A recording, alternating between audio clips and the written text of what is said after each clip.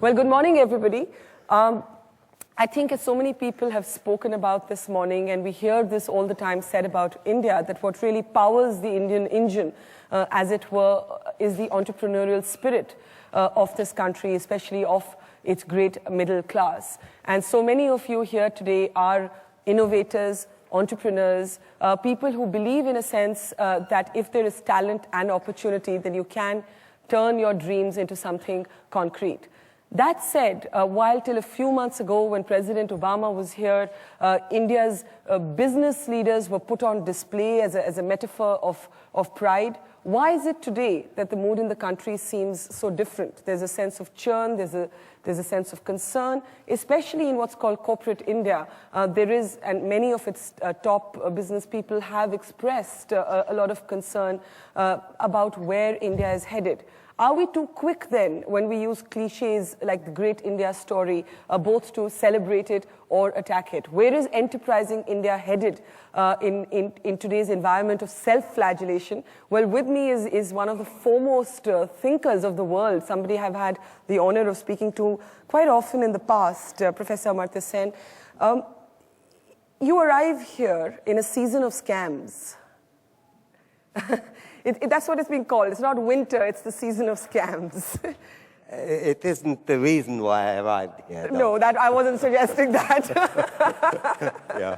I wasn't suggesting that. But Indians, all of us, you famously called us argumentative Indians in one of your books. But we're also quite emotional, reactive, we're quick to judgment, we're quick to celebrate, we're quick to damn others and ourselves. Yeah.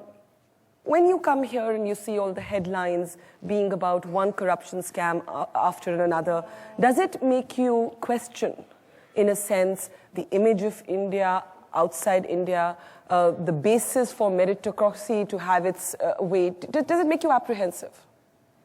Well, I mean, to read about scam is always very disturbing.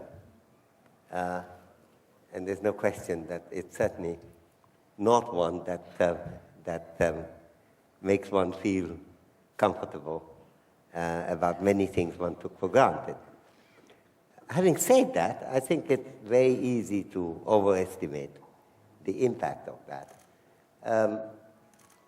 First of all, scams are not special to India. They're known, and the country where I teach at Harvard. So they're not a desi item, in other words. Scams are not a desi item. I don't think it's not in which India can claim to have had any very special contribution to make.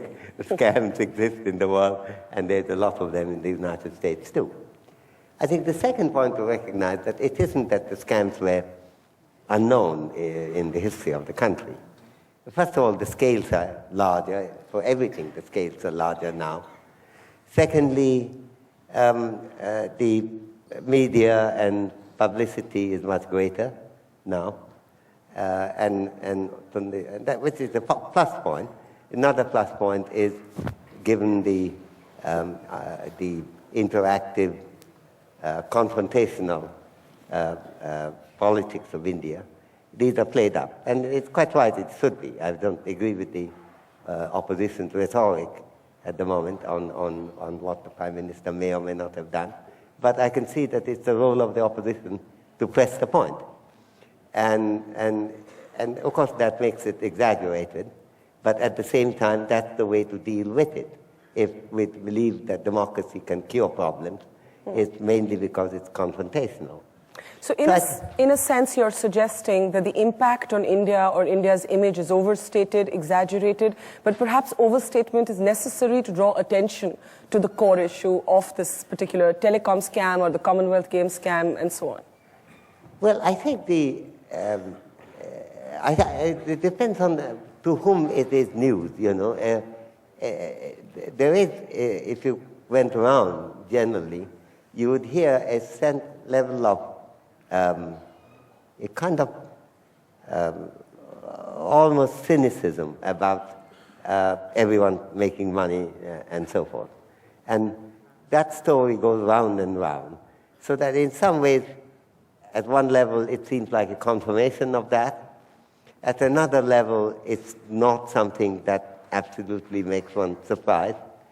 But what has happened is that by bringing in this issue in the forefront, by the opposition pressing for further information, further inquiry, and saying, why the hell did you do it, and so forth, why didn't you act on it earlier, or why didn't you clamp down if you knew about it?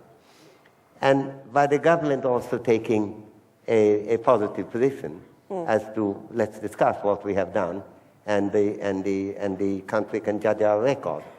I think that's the right approach. So the way I look at it, since I don't think either I or anybody else, either in this room or anywhere, chatting in a bazaar in College Street, Calcutta, would doubt that there's lots of scams going around, that given that antecedent fact, what we're looking at now is a cleansing effort.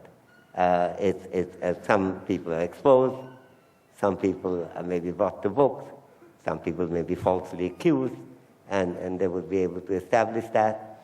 And in that situation, you are not, as it were, revealing a dark side which people didn't know about. You're revealing that you are trying to do something about the dark side.